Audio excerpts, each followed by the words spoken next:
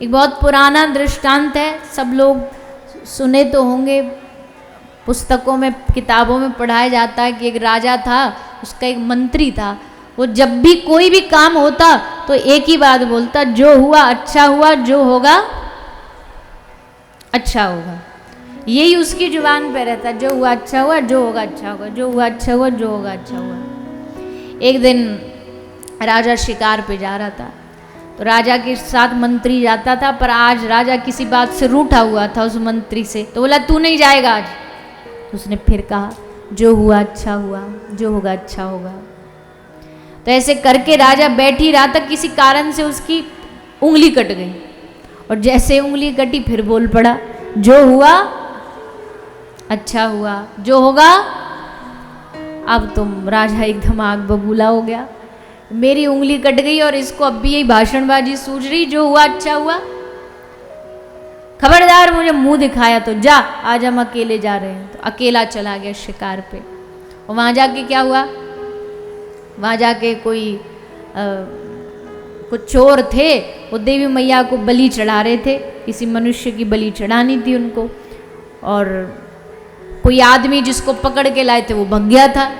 तो अब बोले कि कोई नया ढूंढो। नया कौन ढूंढे, तो घोड़ी पे सवार होकर राजा आ रहा था, बोले इसी को पकड़ लो, बड़ा अच्छा हट्टा कट्टा सा दिख रहा है, इसकी बलि चढ़ाते। तो उसको पकड़ा और उसको निला धुला के वस्त्र बदले, और जब निला धुला रहे थे तो उनके मन जो उसके साथ वाले थे उन्होंने देख के कहा, अरे सरदार ये तो गड़बड़ हो गई। बोले क्या? बोले इसकी तो उंगली कटी हुई है, और जिसका अंग भंग हुआ हो वो देवी को कैसे अर्पित कर सकते हैं, इसलिए हटाओ इसको, छोड़ो। तो उसको हटा दिया गया, छोड़ दिया गया।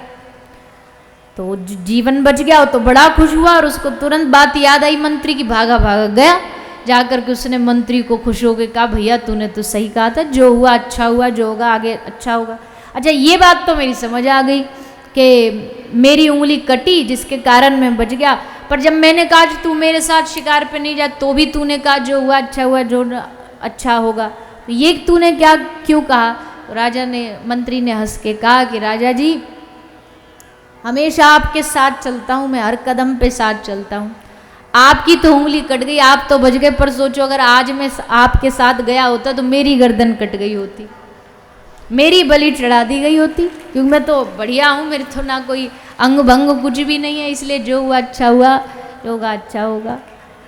तो ये बात जब सुनते हैं उस समय समझ नहीं आती, उस समय तो ऐसे लगता है भगवान कैसे भी ये संकट से निकाले, इस झंझट से निकाले, पर भविष्य में जा कर के भगवान की वो तकलीफ़ें समझ आती हैं कि भगवान ये तकलीफ़ें शायद इसलिए दे रहे थे कि सोना जितना तपेगा उतना निखरेगा।